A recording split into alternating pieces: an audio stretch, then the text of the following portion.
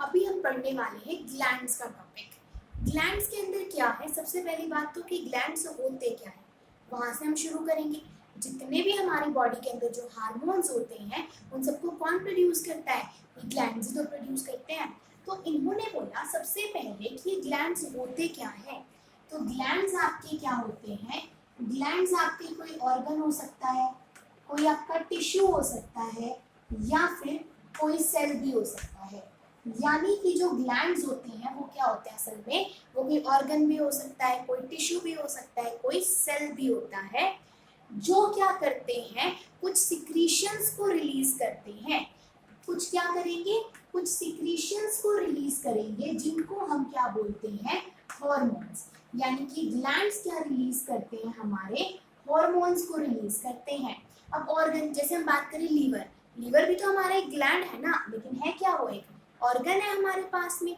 ठीक है, तो आपके जो हमारे पास में ग्लैंड्स हैं वो कोई ऑर्गन भी हो सकता है, कोई टिश्यू भी हो सकता है, फिर कोई सेल भी हो सकता है। ठीक है, अब जो ये ग्लैंड्स होते हैं ना, इनको हमने 3 कैटेगरी के अंदर बांटा हुआ है। यानी कि जो आपके ग्लैंड्स होते हैं ये आपके कौन कौन से होते हैं, कुछ ग्लैंड्स को हम नाम दे देते हैं एक्सोक्राइन ग्लैंड्स, कुछ ग्लैंड्स को हम नाम देते हैं एंडोक्राइन ग्लैंड्स, और कुछ को हम नाम देते हैं हेटेरोक्राइन ग्लैंड्स। अब ये होते क्या क्या हैं, देखो पहले नाम देख लेते हैं। एक्सोक्राइन ग्लैंड्स, उसके बाद में हमारे एक होते हैं एंडोक्राइन ग्लैंड्स, एंड एक होते हैं हमारे पास में हेटेरोक्राइन ग्लैंड्स। 3 कैटेगरीज के अंदर हमने बांट दिया इनके अंदर हेटेरोक्राइन ग्लैंड्स। अब क्या होता है, अगर हम बात करें एंडोक्राइन ग्लैंड्स की, तो एंडोक्राइन ग्लैंड्स वो ग्लैंड्स होते हैं जो अपनी सिक्रीशन को किसी डक्ट के अंदर रिलीज करते हैं। ठीक है, क्या होता है हमारे पास में, एक्सोक्राइन ग्लैंड्स वो ग्लैंड्स होते हैं जो अपनी सिक्रीशन को किसी डक्ट के अंदर रिलीज करते हैं। इसीलिए ही इनके अंदर क्या होता है, डक्ट के अंदर रिलीज करते हैं। लेकिन अगर मैं एंडोक्राइन ग्लैंड की बात करूं, तो एंडोक्राइन ग्लैंड अपनी सिक्रीशन को डक्ट्स के अंदर रिलीज नहीं करते हैं। इसीलिए ही इन एंडोक्राइन ग्लैंड्स का दूसरा नाम डक्टलेस ग्लैंड्स भी होता है। डक्टलेस यानी कि जो डक्ट्स के अंदर रिलीज नहीं करते अपने हार्मोन्स को।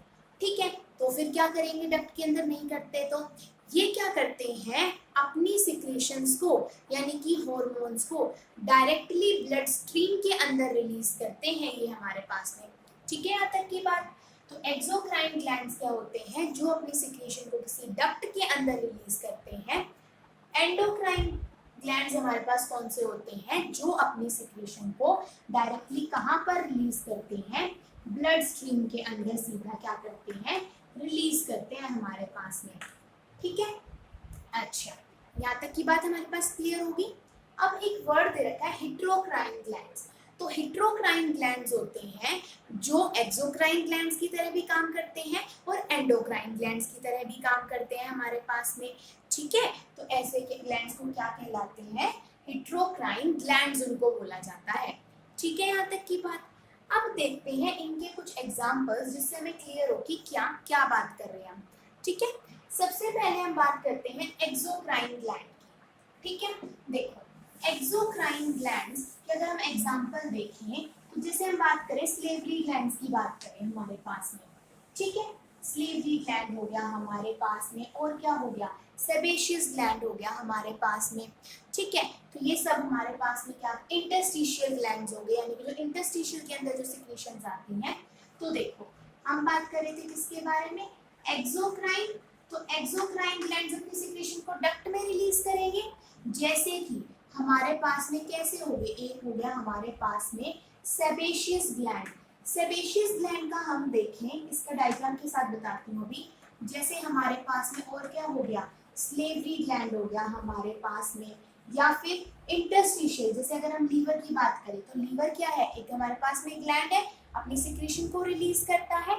जैसे कि हमारे पास में क्या हो गए, इंटरस्टिशियल सिक्रीशन भी आती है। ठीक है, अब देखो जैसे हम सेबेशियस और स्लेवरी ग्लैंड्स की बात करें, तो सेबेशियस ग्लैंड में क्या होता है, ये प्रेजेंट होते हैं जैसे हमारा हेयर फॉलिकल है, इस टाइप से हमारा हेयर फॉलिकल है हमारे पास में। तो हेयर फॉलिकल फॉलिकल के पास में क्या होगा, इनका डक्ट प्रेजेंट होगा। डक्ट यानी कि डक्ट है क्या, एक जगह जिसके थ्रू अपने सिक्रीशन को रिलीज करेंगे ये, ठीक है। तो जैसे कि अगर हम सेबेशियस ग्लैंड की अब हम बात करते हैं, जैसे हमारे जो फेस के ऊपर क्या हो जाता है, पिंपल्स वगैरह हो जाते हैं, उनके अंदर क्या होता है, कुछ ऑयली सा मटेरियल होता है ना, कुछ ऑयली सा वैक्सी सा मटेरियल होता है, तो वो किसकी वजह से रिलीज होता है, सेबेशियस ग्लैंड की वजह से। सेबेशियस ग्लैंड क्या रिलीज करते हैं, ये सेबम को रिलीज करते हैं हमारे पास में, ठीक है। तो ये क्या करते हैं, जो हमारी बॉडी के अंदर हेयर फॉलिकल्स होते हैं उसके पास में ये अपने डक्ट को क्या करते हैं, ओपन करते हैं और अपनी सिक्रीशंस को क्या करते हैं, ये रिलीज करते हैं, ठीक है। तो यानी कि जैसे सेबम से क्या प्रोड्यूस होता है हमारे पास में, एक oily and vaccine material produce होता है, यानी हमारी बॉडी के अंदर जो ऑयल रिलीज होता है वो किसकी वजह से रिलीज होता है हमारे पास में, इस सेबम की वजह से, यानी कि सेबेशियस ग्लैंड की वजह से, ठीक है। यहाँ तक की बात। स्लेवरी ग्लैंड का हम सबको पता है क्या रिलीज करता है हमारे पास में, स्लाइवा रिलीज करता है, यानी इन सब के क्या होते हैं हमारे पास में, डक्ट होते हैं। स्लेवरी ग्लैंड का क्या होगा, स्लाइवरी डक्ट होगा और उसके अंदर ये क्या रिलीज करेगा हमारे पास में, स्लाइवा को रिलीज करेगा, ठीक है। यहाँ तक की बात। अच्छा, हम और बात करें, और क्या बात करें, हाँ इंटरस्टिशियल ग्लैंड्स हो गए हमारे पास में, इंटेस्टाइनल ग्लैंड्स हो गए, जितने भी अब इंटेस्टाइन के अंदर भी तो सिक्रीशंस आती है हमारे पास में, जैसे पैनक्रियाज रिलीज करता है, लीवर रिलीज करता है, तो उनको हम क्या बोल देते हैं, इंटेस्टाइनल ग्लैंड्स बोल देते हैं। और ये भी क्या करते हैं, डक्ट के अंदर अपनी सिक्रीशंस को रिलीज करते हैं, ठीक है। यहाँ तक की बात क्लियर होगी हमारे पास में, ठीक है। जैसे लीवर क्या करता है, बाइल को सिक्रीट करता है, लेकिन जाके स्टोर कहाँ होता है, वो बाइल डक्ट के अंदर ना हमारे पास में, ठीक है। और गॉल ब्लैडर उसको क्या करता है, स्टोर करता है हमारे पास में, ठीक है। अच्छा, तो हमने क्या पढ़ा, इसके अंदर पैनक्रियाज आ गया और लीवर आ गया हमारे पास में। अब हम चलते हैं आगे इससे, यानी कि हम बात करें अगर एंडोक्राइन ग्लैंड्स की, डायरेक्टली ब्लड स्ट्रीम के अंदर हमारे पास में रिलीज होंगे, ठीक है। अच्छा, अब जो है हमारे पास में जो ये ग्लैंड्स है ना, ग्लैंड्स क्या रिलीज करेंगे, हार्मोन। हार्मोन क्या है, प्रोटीनेशियस नेचर के होते हैं हमारे पास में। अब इनका भी अलग अलग ओरिजिन होता है हमारे पास में, ठीक है। तो हम उनको देख लेते हैं जरा। देखो, जैसे कि अगर हम बात करें, सबसे पहले हम बेसिक से बात करते हैं कि प्रोटीन बनती कैसे है हमारे पास में, यानी एक छोटा सा फ्लो चार्ट है, उसके बाद समझ में आ जाएगा कि सबसे पहले क्या होता है हमारे पास में, होता है अमीनो एसिड, ठीक है। हमारे पास में अमीनो एसिड होगा, जब बहुत सारे अमीनो एसिड जुड़ जाएंगे तो वो क्या बनाते हैं हमारे पास में, एक पेप्टाइड की फॉर्मेशन करते हैं, यानी कि अमीनो एसिड के जुड़ने से पेप्टाइड बनता है। जब बहुत सारे पेप्टाइड जुड़ जाएंगे तो ये क्या बना देंगे हमारे पास में, पॉलीपेप्टाइड बना देंगे। और जब बहुत सारी पॉलीपेप्टाइड की चेन जुड़ जाती है तो हमारे पास में क्या बन जाता है, प्रोटीन बन जाता है, ठीक है। अब जो हार्मोन्स होते हैं ना, उनका भी ओरिजिन होता है इसी तरीके से, कुछ अमीनो एसिड ओरिजिन वाले होते हैं, कुछ पेप्टाइड ओरिजिन वाले होते हैं, कुछ पॉलीपेप्टाइड ओरिजिन वाले होते हैं और कुछ प्रोटीन ओरिजिन वाले हमारे पास में होते हैं, ठीक है। यानी कि जैसे हम एग्जांपल से समझते हैं, अगर मैं बात करूं पहले अमीनो एसिड डेरिवेटिव की, अगर मैं बात करूं यहाँ पर,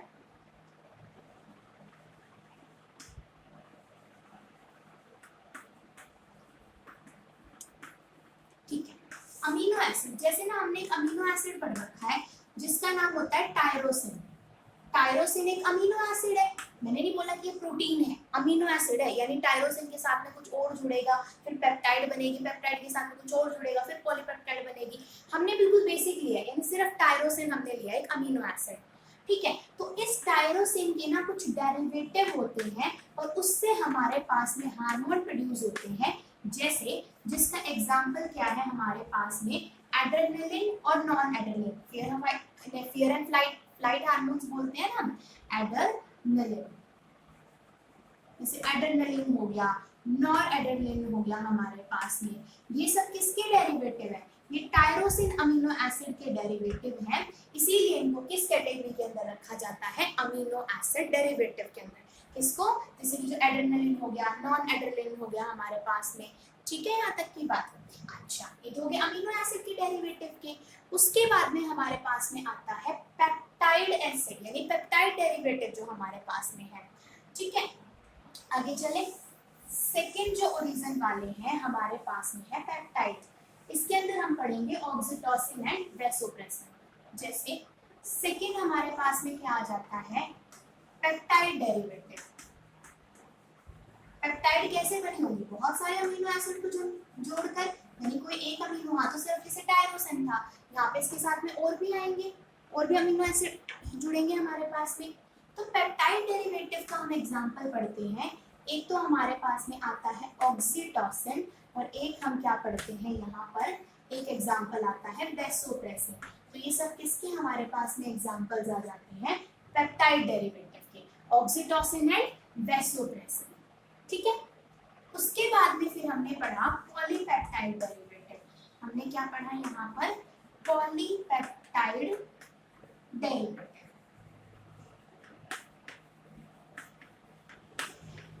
ठीक है, तो पॉलीपेप्टाइड डेरिवेटिव के अंदर हमारे पास में कौन से हमारे पास में हार्मोन्स आते हैं, इसके अंदर हमारे पास में जैसे एग्जांपल हो गया हमारे पास में इंसुलिन हो गया। इंसुलिन का सबको पता है, शुगर के लिए इंसुलिन हो गया हमारे पास में, ग्लूकागन हो गया हमारे पास में, ये सब किससे रिलेटेड, और भी एग्जांपल्स होते हैं, मैंने सिर्फ जनरल एक दो एग्जांपल्स बताए हैं। ठीक है, तो जैसे पॉलीपेप्टाइड डेरिवेटिव कौन से हो गए, जैसे इंसुलिन हो गया, ग्लूकागन हो गया हमारे पास में। ठीक है, यहाँ तक की बात। अच्छा, अब हमारे पास में आगे क्या आते हैं, प्रोटीन डेरिवेटिव आते हैं। अच्छा हाँ, एक चीज और, यहाँ पर जो हमारे पास पॉलीपेप्टाइड है ना, इन्हीं को ही हम क्या बोलते हैं, प्रोटीन डेरिवेटिव बोलते हैं। क्यों, अभी बताती हूँ। पॉलीपेप्टाइड वाले को ही क्या बोला जाता है, प्रोटीन डेरिवेटिव।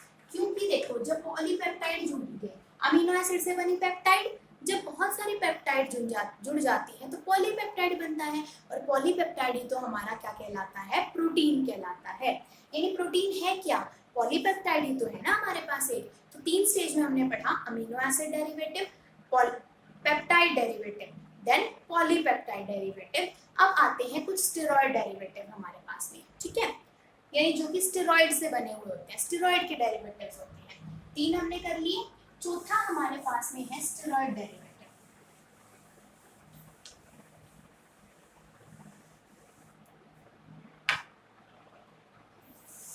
क्योंकि ऐसे ही तो होता है जब हम कोई प्रोटीन डाइट लेते हैं, प्रोटीन टूटता है पहले पेप्टाइड के अंदर, पेप्टाइड टूटता है फिर अमीनो एसिड्स के अंदर।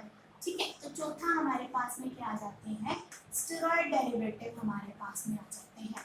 स्टेरॉइड डेरिवेटिव में हमारे पास में कौन से आते हैं, इसके अंदर हमारे पास में आता है जैसे कि जो सेक्स हार्मोन्स होते हैं, जैसे कि हमारे पास में आ गया टेस्टोस्टेरोन, आ गया हमारे पास में प्रोजेस्टेरोन आ गया। ये सब किसके डेरिवेटिव है हमारे पास में, स्टेरॉइड के। यहाँ तक की बात क्लियर होगी। ठीक है, हमारे जो सेक्स हार्मोन्स होते हैं मोस्टली वो कैसे होते हैं हमारे पास में, स्टेरॉइड डेरिवेटिव्स होते हैं। ठीक है, यहाँ तक की बात। अच्छा, ठीक है, डेरिवेटिव्स वाला टॉपिक हमारा यहाँ से हो गया। अब इससे जो नेक्स्ट पार्ट आएगा उसमें हम फिर क्या पढ़ेंगे, एक एक हार्मोन का फंक्शन पड़ेगा, मतलब कौन सा ग्लैंड कौन सा हार्मोन रिलीज कर रहा है, उसकी डेफिशिएंसी से क्या हो रहा है, उसके एक्सेस में प्रोड्यूस हो रहा है तो क्या हो रहा है उसके साथ में।